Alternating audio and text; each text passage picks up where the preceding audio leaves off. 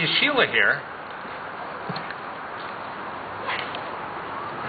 Our singer, right? Yeah, let's do it. I don't know, I was going by the list. Well, I'm going by whatever I can go by. Okay, Sheila.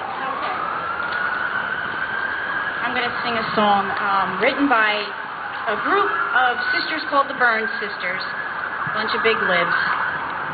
They would not approve of their song being sung at an event like this, but it's called No More Silence. It's pretty much captures the way we've been for so many years, and now we're not silent anymore. We don't want to be silent anymore. And November 2nd, they're going to really hear just how loud we can be. No more silence. No more silence. We will shout it out. No more silence.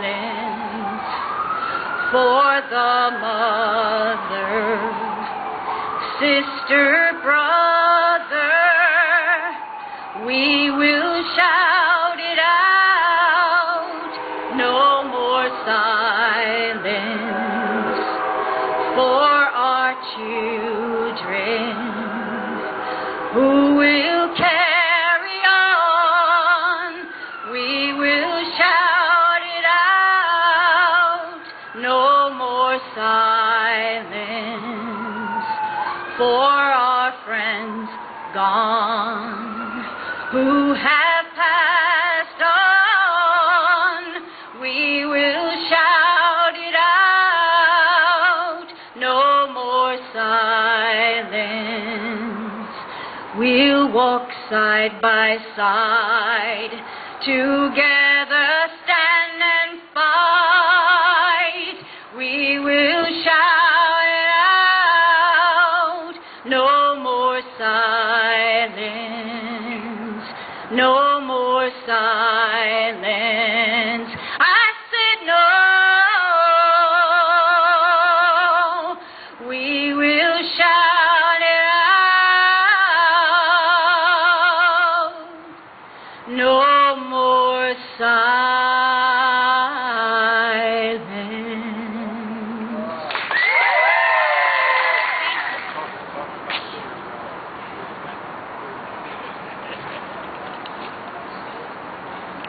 I'm not much of a politician, letting a microphone just sit here empty. But there's times when I feel talked out, and I've done a lot of these rallies over the last year and a half. I will say, I think most of you know I'm a candidate myself for the state senate in the 16th district, a seat that I held a while ago, representing Southington, Wolcott, Waterbury, and Cheshire. I'll be doing an event on August 31st, Tuesday, August 31st, for anyone who's in that area who would be interested at the Manor Inn in Southington, 6:30 p.m. with Linda McMahon. A chance, if you want to meet her, if you want to see what she's all about, come on out. I'll say a word about Linda McMahon as long as I've got the chance for it. I was a Peter Schiff supporter and voted for him at the convention, voted for him on primary day. We now have the choices that we have. That goes for all the congressional districts. And I think that we have to think seriously about what we're going to do.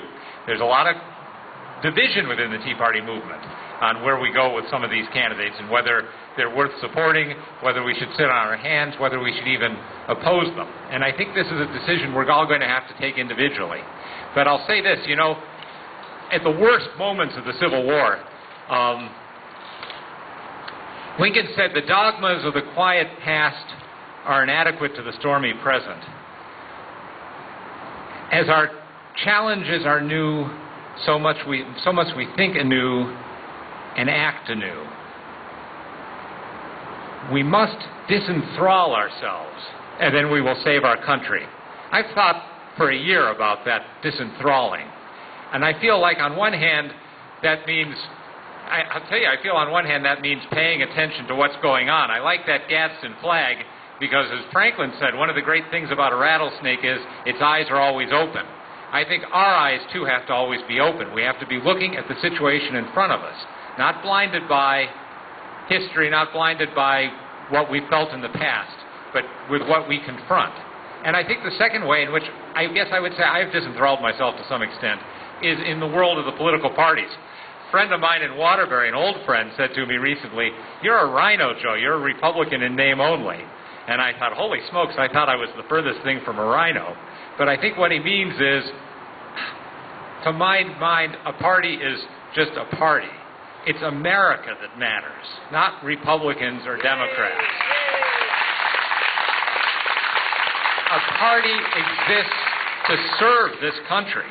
And if we can accomplish something through a political party, I'm for it.